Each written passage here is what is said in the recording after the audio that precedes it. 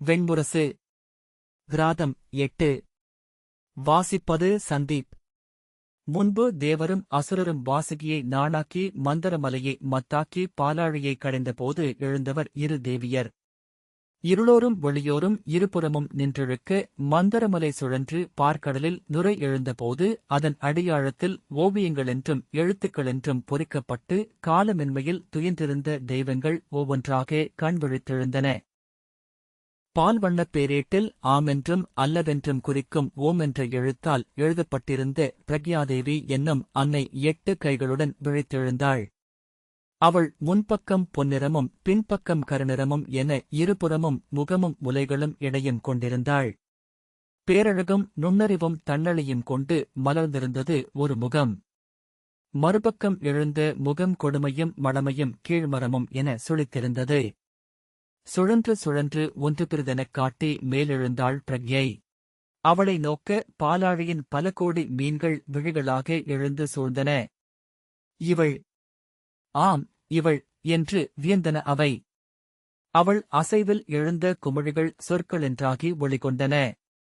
பாலாழியின் மேல் விளிம்பை அடைவதற்கு முற்கணம் தேவர்கள், எங்களுள் அழியாதிருப்பவளே எழுக என்று கூவிய ஒலி கேட்டதும் தேவியின் கொடுமுகம் மறுமுகத்தை இடக்காலால் உதைத்து உந்தி விலக்கிதான் மேலெழுந்து வந்தது. அவள் தோற்றத்தைக் கண்டு திகைத்த தேவர்கள் தங்கள் பிடியை நழுவவிட்டு அஞ்சிக் கூவியபடி பின்னகர்ந்தனர். இழுத்த வாயும் விரித்த விழிகளுமாக அவள் தேவர்களை நோக்கி பேருரு கொண்டு விண்ணிறைத்து மிதந்து சென்றாள்.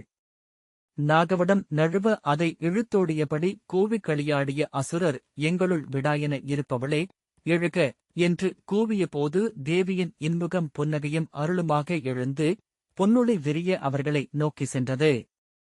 திகைத்து விழிகூட மேலே நோக்கி சொல்லவிந்தனர் அசுரர். அவர்கள் கைநழுவி நோக்கி திகைத்த கணத்தில் தேவர்கள் தாங்கள் இழந்த நீளத்தை மீட்டெடுத்தனர். இரு அன்னையரும் எழுந்து விண்ணில் நின்றிருக்க இரண்டும் குளிர்ந்துமிருந்தது. வானத்தில் பாதி விழுந்து வெம்மை கொண்டிருந்தது மறுபாதி. முனிவர்களின் மெய்மை அவரை விதையென இரண்டாகியது. அவர்களில் ஒரு பாதி கைகூப்பியபடி எழுந்து, விண்ணளந்தோனே, நீங்களே காக்க வேண்டும், இத்தெய்வங்களை வென்றருள வேண்டும் என்றது. மறுபாதி ஓடிச்சென்று முழந்தாளிட்டு, அனலுருவோனே, இத்தெய்வங்களை நீங்களே கொண்டருள்க என்று கூவியது. விஷ்ணு பொன்னுருவ அன்னையைச் சுட்டி, இன்முகம் கொண்ட இவள் என் நெஞ்சமர்தோளின் மாற்றுருவென்றிருக்கிறாள். இவள் என் துணைவி என்றமைக. எங்கெல்லாம் 16 செல்வங்களும் 8 மங்கலங்களும் பொலிகின்றனவோ அங்கெல்லாம் இவள் வழிபடப்படுக என்றார். 3 கைவல்லிகளில் தாமரை மலரும் வெண்சங்கம் சுடரும் ஏந்தி வலக்கை அருளி நின்றிருக்க அன்னப்பறவை கொடியுடன் வெண்யானை மேல் எழுந்து அன்னை அவர் வலக்கையின் செந்நிற வரியோடிய குழுவில் சென்று குடிகொண்டாள். 3 கைகளில் பாசமும் அங்குசமும் துடைப்பமும் ஏந்தி அருட்கொறி அமைந்த இணக்கையுடன் நாகமாலையை கழுத்தில் சூடி காகக்கொடி பறக்க கழுதை மேல் எழுந்து கோரை பல்காட்டி உருமிய அன்னையை ஆதிசிவன் தன் மகளெனக் கொண்டார். அவள் சென்று அவர் காலடியில் பணிந்து நிற்க இடக்கால் தூக்கி அவள் மடியில் வைத்து அருளளித்தார். துயர்கொண்ட உள்ளங்களில் நீ கொடிகொள்க. இருளும் அழுக்கும் கெடுமணமும் உன் இயல்பாகுக. உண்மை என்பது உன் வடிவம் ஆகுக என்று செம்மேனியன் அருள் புரிந்தார். சிவமகளை வருணன் மணந்தான். மூத்தவளும் இளையவளும் வடக்கிலும் தெற்கிலுமென குடிகொண்டனர். இரு அன்னையரில் ஒருவரை வழிபடுபவர் பிறிதொருவரின் சினத்திற்காளாவார்கள் என்றனர் முனிவர். நூல் நெறிப்படி அமைந்த ஆலயங்களில் முதுகொடு முதுகுட்டி இருபுறமும் நோக்கி அவர்கள் அமர்ந்திருந்தனர். இருவகை உலகத்தியல்பு அறிந்த முனிவர் இருவரையும் நிகரென வணங்கி அருள் பெற்றனர். அவர்கள் நெஞ்சில் மீண்டும் ஓருரு கொண்டு இணைந்து அவள் பிரக்யாதேவி என்றானாள். அவளை அவர்கள் ஊழ்கத்தில் முகம் கண்டு புன்னகைத்தனர். அப்புன்னகை தெரிந்த மானுடரை முனிவர் என்றனர் கவிஞர். காமியக வனத்திற்கு தெற்கே இருந்த காளிகம் என்னும் குறுங்காட்டுக்குள் முன்பு ரகுகுலத்து ராமனும் அவன் இளையோனும் வழிபட்ட பேராலயமொன்றிருந்தது. அங்கு குளிரும் இருளும் நிறையவே முனிவர் அவ்விடம் நீங்க அது கைவிடப்பட்டு காட்டுப் பெருக்கால் உண்ணப்பட்டது. வேர்களுக்குள் கிளைகளுக்கு அடியில் 2 கல்லுருவங்களாக மூத்தவளும் இளையவளும் மூழ்கிக் கிடந்தனர். அவர்களுக்கு மேல் எழுந்து பச்சை கொண்ட மரங்களில் நறுந்தேன் சூடிய மலர்கள் விரிந்து வானொலி கொண்டு நின்றன. சாந்தீபனி குறுநிலையில் இருந்து தன் தோழனை தவிர்த்து தனியாக திரும்பிய இளைய யாதவர் தன் எண்ணச்சிதறலால் வழுதவரை கால் கொண்டு சென்ற போக்கில் அக்காட்டுக்குள் நுழைந்தார். உலகில் கொள்வனவற்றையும் சூழ்வனவற்றையும் எண்ணி எண்ணி அலமலந்த உள்ளம் கொண்டிருந்தமையால் வழியை அவர் அறியவில்லை. வழியறிந்தபோது விடாய் கொண்டு உடலறிவதை உணர்ந்தார். மலர்பூத்த மரம் மீது பறவைகளின் ஒலி கேட்டு அங்கு வேர் அருகே நீரோடை இருப்பதை உய்த்தறிந்தார். தன் காலடிகள் தன்னை தொடர்ந்தொலிக்க அந்த மலர் மரத்தடியில் வந்து நீரோடையைக் கண்டு அள்ளி அருந்திய பின் இளைப்பாற வேர்பற்றில் அமர்ந்தார். எண்ணம் எழுந்து சூழ உடல் தளர்ந்து விழிமூடி மயங்கிய போது அவர் பெண்குரல் விசும்பி எழும் ஒலியைக் கேட்டார். தன்னுள் எழுந்ததோ அவ்விசும்பல் என்று திகைத்தார். பின் விழித்தெழுந்து நோக்கியபோது கருநிறமும் கெடுமுகமும் கொண்ட பெண் ஒருத்தி உடல் குவித்து அமர்ந்து அழுவதைக் கண்டார்.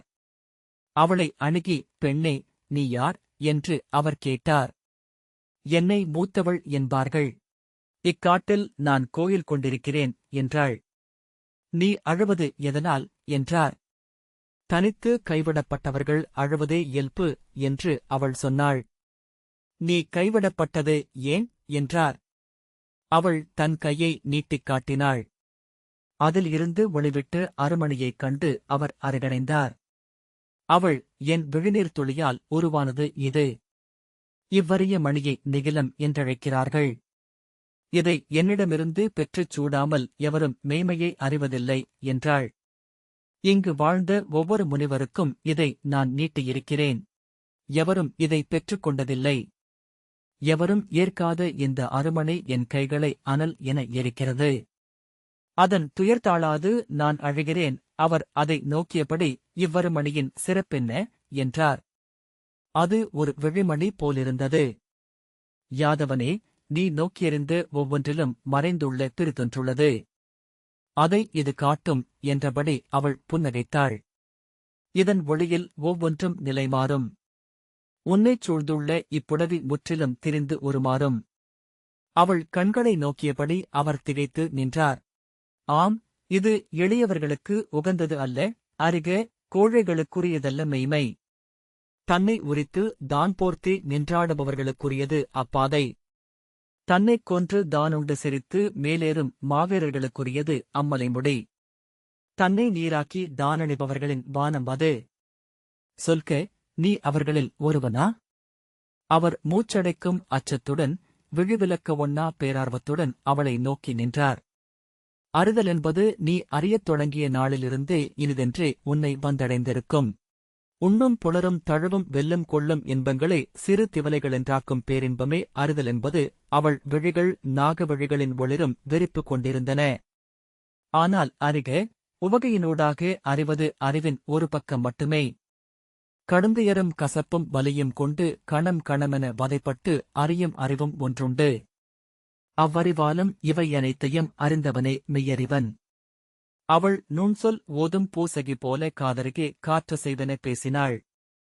அவன் அறியும் வேதம் வேறு. அவன் அடையும் வேத நிறைவும் மற்றொன்று. இருமையென அறிந்து உரிமை என்றாக்கி அறிவதே மெய்மை. அவர் தோள்களில் அவள் தன் கைகளை வைத்தாள். அவள் வாயிலிருந்து மட்கிய ஊன் நாற்றம் வீசியது. பீழைப்படிந்த பழுத்த விழிகள் நோக்கிழந்து இரு துளைகளென்று தோன்றின. உலர்ந்த குருதியில் மட்கும் பிணங்களில் எரியும் மயிரில் எழும் சொற்களின் வேதம். சீழில் சளியில் மலத்தில் அழுகலில் எழும்பேதம். கண்ணீரில் கதறலில் வசைகளில் சாவில் எழும்பேதம். அதைக் கல்லாது நீ அறிவதுதான் என்ன? அவர் பெருமுச்சுடன் மெல்ல தளர்ந்து, ஆம், உண்மை என்றார். நானறிந்த வேதம் குறைப்பட்டதென்பதை ஒவ்வொரு சொல்லும் எனக்கு உணர்த்துகிறது. நான் கொண்ட பெருஞ்சோர்வு அதன் பொருட்டே நீ அவ்விழிகளால் அதை பார்க்க முடியாது. அந்த மெய்மையை அறியும் ஒளிவழி இதுவே என அவள் அந்த அருமணியை அவர் கண்களுக்கு முன் காட்டினாள். கொள்க, இனியவனே, இதைக் கொள்க.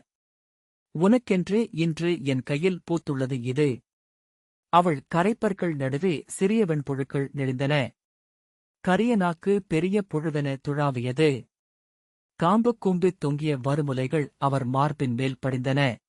எலும்பழுந்த கைகள் அவர் தோளை வளைத்து அவர் முகத்தை தன் முகம் நோக்கியிருக்கின. அவள் மூச்சில் புன்சலம் நாறியது.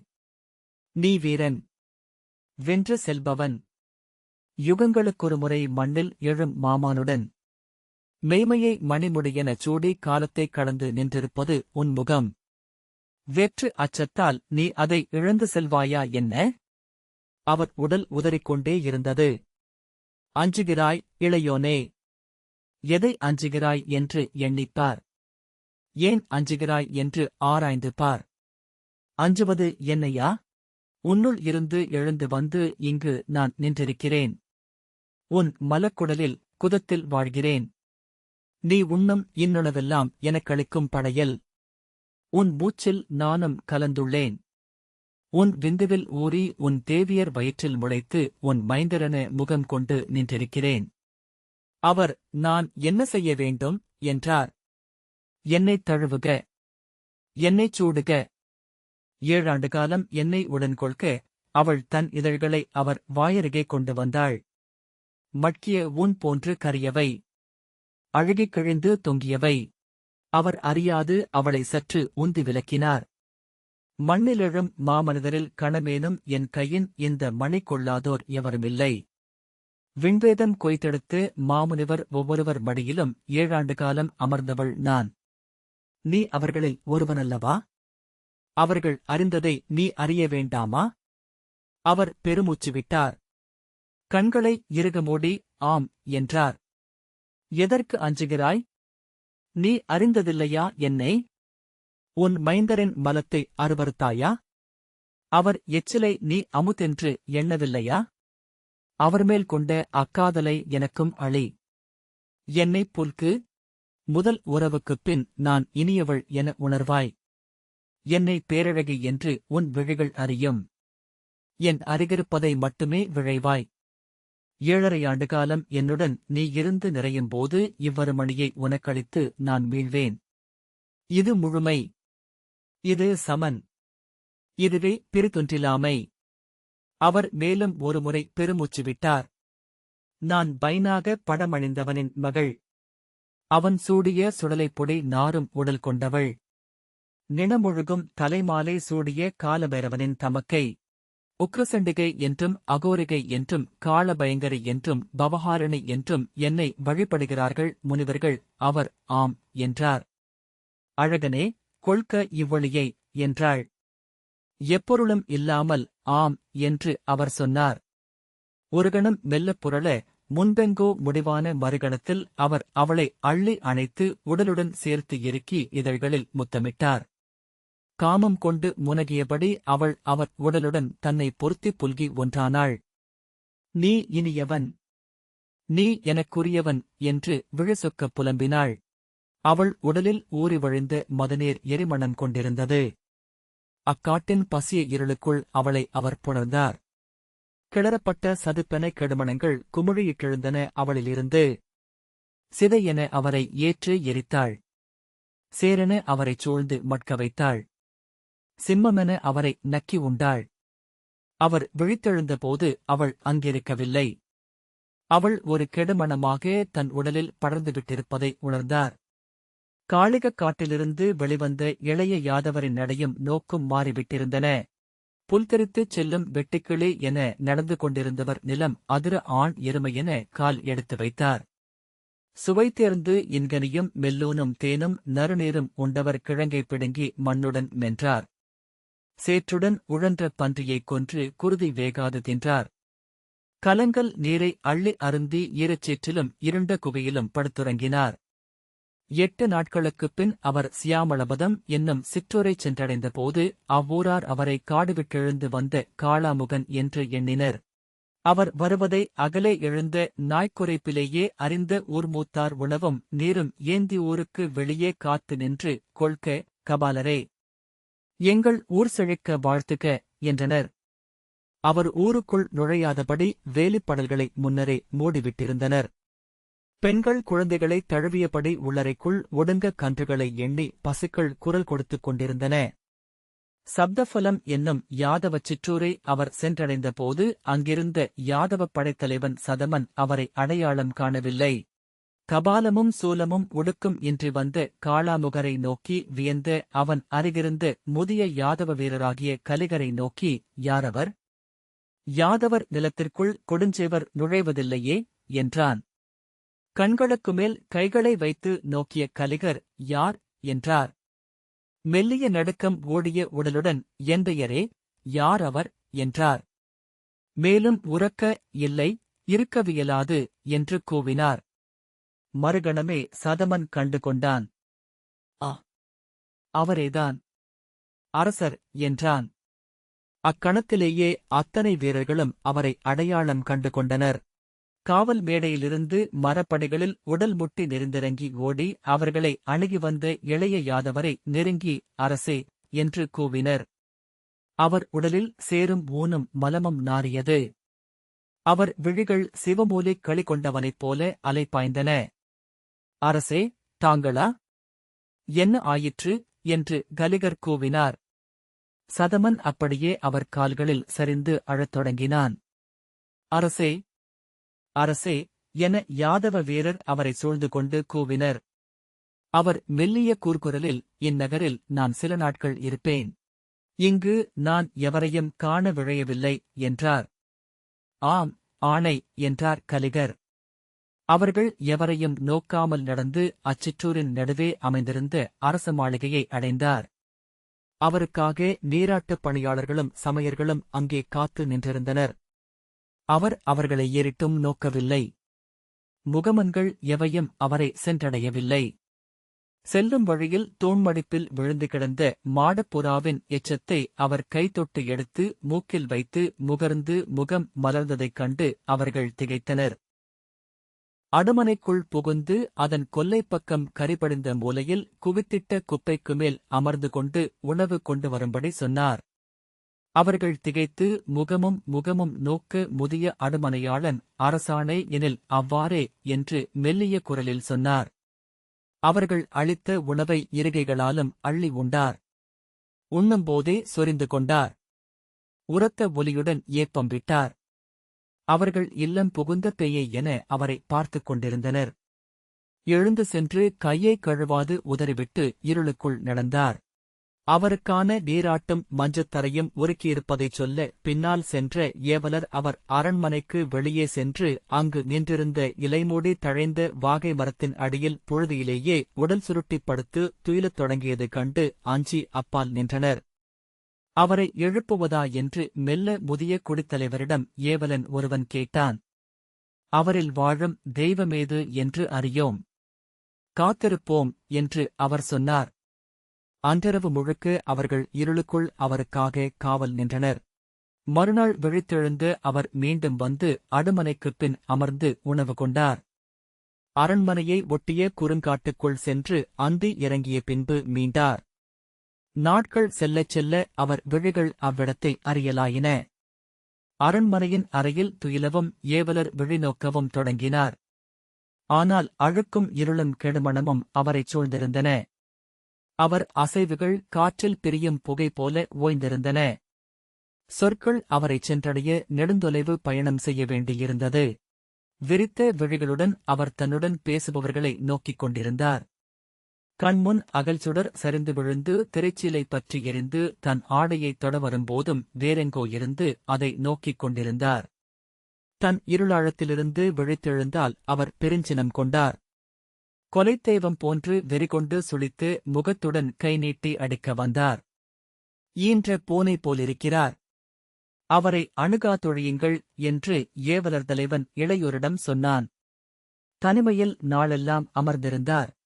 நீள்மூச்சு விட்டு அவர் அசைந்தமர்கையில் அவர் எண்ணி ஏங்குவதுதான் எதை?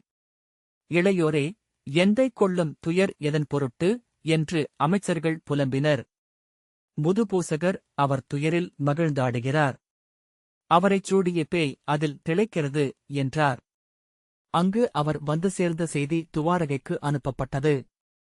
அரசர் ஆட்சிச் செயல்கள் அனைத்திலும் இருந்து விலக விழைவதாக ஆணை சென்றபோது அக்ரூரர் திகைத்து என்ன நிகழ்ந்தது என்று வினவி செய்தி அனுப்பினார். என்ன நிகழ்ந்தது அரசருக்கு என குடித்தலைவருக்கும் நிமித்திகருக்கும் புரியவில்லை. குடிமூத்தார் குடிப்பூசகர் மூவரைக் கூட்டி உசாவினார். அரசருக்கு அகோர சிவம் உளம் கூடிவிட்டிருக்கிறது என்றனர் அவர்கள். அச்செய்தியையே துவாரகைக்கு அனுப்பினர். அக்ரூரர் உடனே கிளம்பி சப்தபலத்திற்குச் செல்ல விழைந்தார். என்ன நிகழ்ந்துள்ளதென்று உணர முடிகிறது, அரசி. மூத்தவர் பிரிந்து சென்றதும் யாதவர் உளத்திரிபு கொண்டதும் அரசரின் உள்ளத்தை உலைத்துவிட்டிருந்தன. அவர் தன் தோழரைக் காணச் சென்றதே அதன் பொருட்டுதான். அவர் உள்ளம் நிலையழிந்துள்ளது என்றார். இத்தருணத்தில் அவருடன் நான் இருந்தாக வேண்டும். அது என் கடன் என்றே உணர்கிறேன். சத்யபாமை அதை தடுத்துவிட்டாள். நாம் அறியாத பலர் நாளும் கடந்து செல்லும் ஒரு வாயில் போன்றவர் அவர். நாம் அறிந்தவர்களைக் கொண்டு அதை மதிப்பிடலாகாது.